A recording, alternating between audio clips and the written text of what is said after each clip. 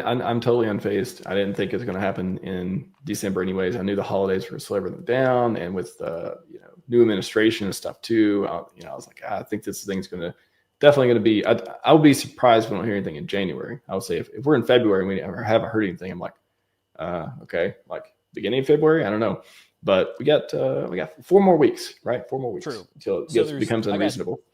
I guess I have 2 final thoughts on this one, which is that I personally think the motion to dismiss is very strong, considering laying out the timeline, even the SEC starting to rescind their own stuff about the hex portion, and also the judge's line of questioning for it. Additionally, since the hearing, we've had 2 rulings come out of the Fifth Circuit Court very much in favor of crypto and very much against the regulatory state, shall we say. And again, that's largely due to Chevron deference, being that happened earlier in the year. I'm going to keep screaming this from the mountaintops, which is that Chevron deference is going to be the key to winning a lot of battles against the almost overbearing regulatory state, it seems, and then also unelected bureaucrats interpreting their law however they see fit. That's going to be a big case for it. So what that leads me to believe is that we already have Gary Gensler's resignation letter, but I do still anticipate there are going to be some parting shots, which is, it's like the classic presidential parting stuff that happens like literally at 11:59 p.m. the day before they change office or whatever, that kind of stuff. I would not be surprised if Gary Gensler's team releases some odd things the day before he's supposed to step down, which is also the day before Trump is inaugurated. At that point, we're going to have a change in administration, and we should see some stuff. We should see some changes. As far as the legal cases go, it's been publicly stated that the alleged new head of the SEC, I think it's Paul Atkins. He's speculated, or at least speculated through sources, which is still just unconfirmed reporting, so please take this with a giant grain of salt. But the approach to the legal standpoint for his SEC is going to be a reevaluation of all the open cases, trying to resolve ones in a fair manner, if it is possible, or if it is untenable, they might just rescind any of the stuff and just try to keep moving on with business. But if there are still cases that are worthwhile in their opinion, they are going to continue to pursue them. In my personal opinion, I think that the Richard Hart case falls into that we should probably try to hammer something out, but at the same time, it's been very clear that Richard Hart does not want to come to an agreement or settlement.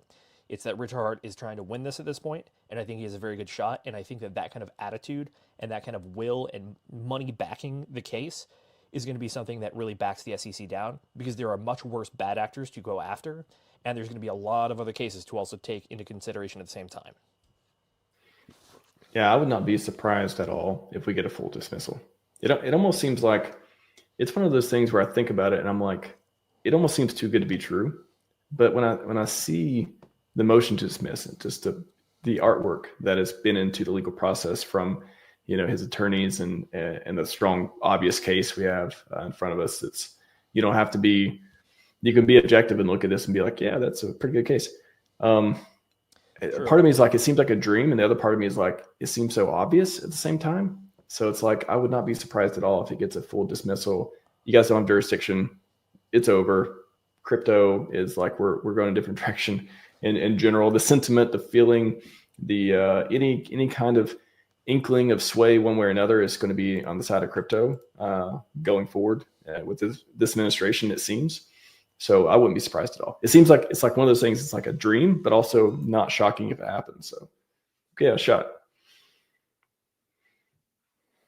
Yeah, I think Paul Atkins is a very pro crypto appointee for this. And to be honest, I don't think it's too good to be true. I think that this is it's another data point in an already going on trend. The 2 cases I mentioned at the Fifth Circuit Court, the last one we got was a literal win for Tornado Cash, of all things. Granted, the court said, yes, this is a tool that can be used by nefarious purposes and appears to be done so much. But the point is, if you want to regulate this kind of thing, you got to write new, better laws. And that is one of the key points of the Richard Hart case, which is that if you want to regulate these things as you are trying to, you have to write better laws to apply to it. So in my opinion, it's just a continuation of trend. So it's very much inside the realm of possibility.